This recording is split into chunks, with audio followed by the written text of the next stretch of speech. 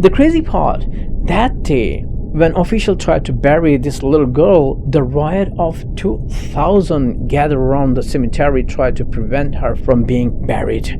They were afraid that her corpses would poison all the surroundings in the land.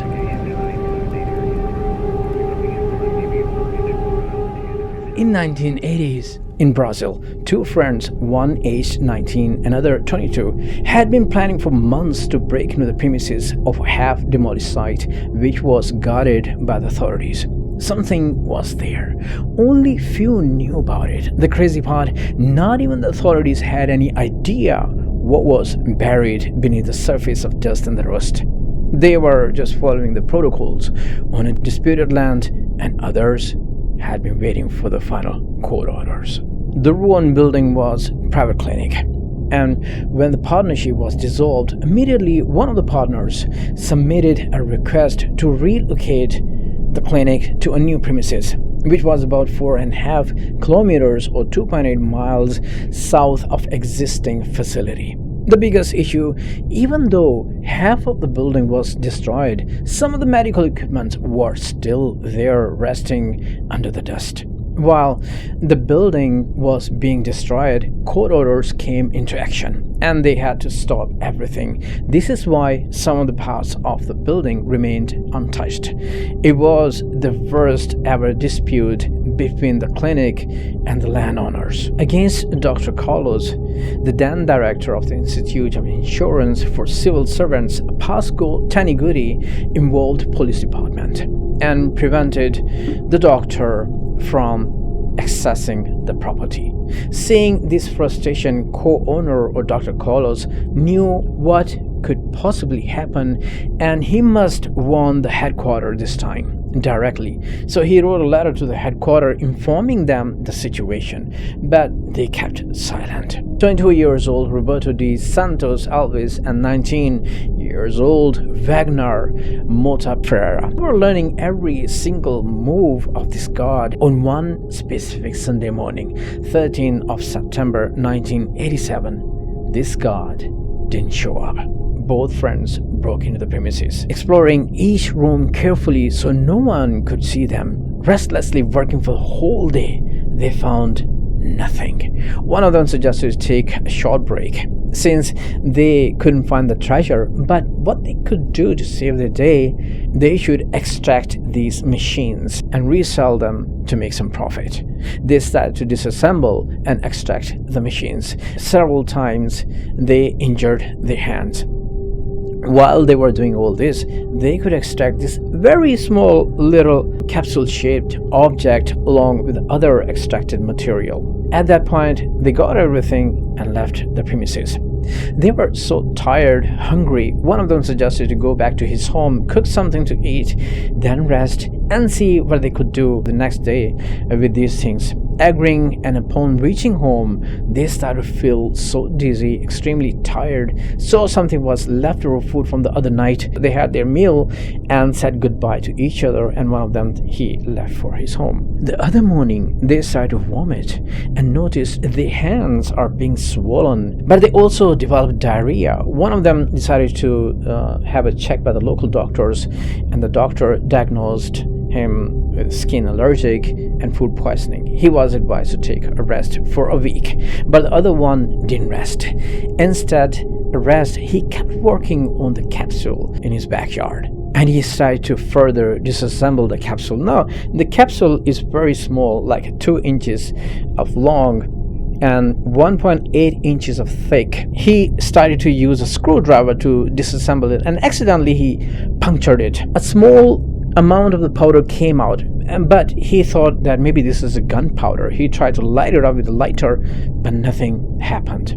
So he collected that capsule and the rest of the material and sold to another junkyard owner. Now, this manager later in the evening noticed blue-colored glowing light coming right out of this capsule. It was so beautiful. He took that capsule to his home and showed it to his wife, Maria Gabriela Ferreira. On Monday, September 21st, 1987, a family friend, Mr. Ernesto Fabiano, with his help, they could remove some of the rice grain-sized fragment from the capsule. All the family member applied on their skin as a makeup. But during that week, most of the family members decided to get sick. Having no choice but to check by the local doctors in the hospital, they were all diagnosed with the food poisoning and asked for the bed rest. Now, back in the junkyard, Ferreira's employee, Mr. Israel Batista dos Santos, 22 years old, and 18 years old Admiralson Elvis de Souza, spent a significant amount of time to extract further capsule and the shielding. On 22 of September, Ferreira's brother David Ferreira was called upon to visit his brother's junkyard to show him this beautiful thing, and he gave his brother some of the fragments to take home as gift. Back home, he let his 6-year-old daughter to play with. She put some of the amount of that powder on her face as a makeup, and then later she ate one boiled egg with that bare-handed without any cleaning. Right after 10 minutes, she started to vomit. Following that week, on 25th, his brother, Mr. Ferreira, sold that capsule and the lead to another junkyard owner, Mr. J's Old Iron. By Monday, September 28, Mrs. Ferreira concluded by watching all this situation that whoever contacted this capsule, everyone is getting sick. So she had so many thoughts running to her mind. She rushed back to the junkyard as she was also sick. She collected that capsule and the rest of the material which was along with the capsule. She put in the bag and rushed to the government health surveillance department by taking a local bus. She explained to Dr. Paulo Monteiro that this thing is going to kill us all. And she left that bag and left the hospital. Later, doctor went to another local hospital where he was told that these patients are sick by some kind of radiation. So they contacted the superintendent of HDT, Toxicological Information Center. Upon learning that superintendent had recently spoken with Dr. Monteiro about the suspicious bag, they decided to call a specialist. The state's MAGO appointed Mr. Mendes Walter Ferreira, a licensed physicist.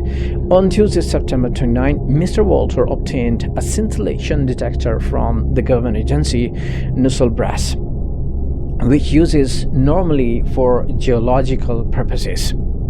And they are extremely sensitive. As he went to the location and switched on that meter, it immediately went so crazy to maximum deflection.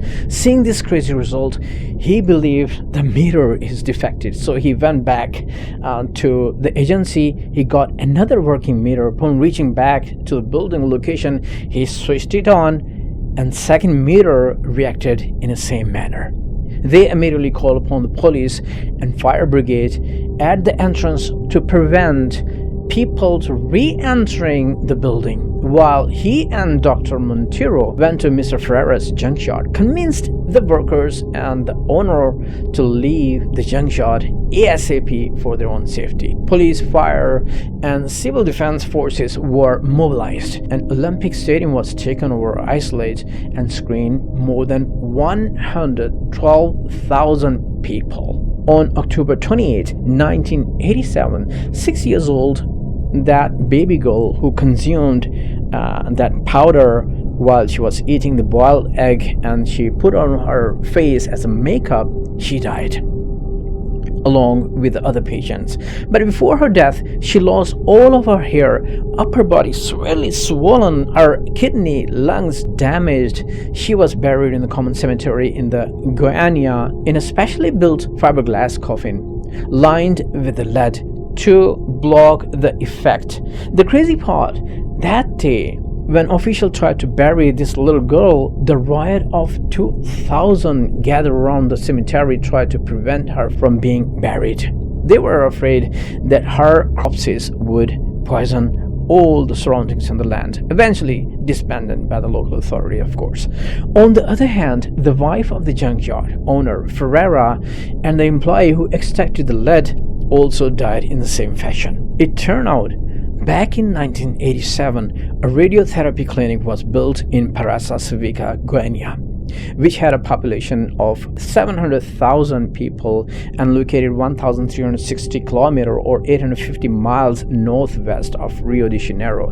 In 1985, when the dispute started, among few machines, there were two radiation therapy machines, Cobalt-60, Cesium-137. So this private clinic submitted the request to CNEN, which is Comissão Nacional de Energia Nuclear, or in English, National Nuclear Energy Commission, to transport these machines to the new premises, which contained the Cesium-137. Machine was a Caesar span model F3000 and was designed by the Brazetti and Company of Milan in Italy.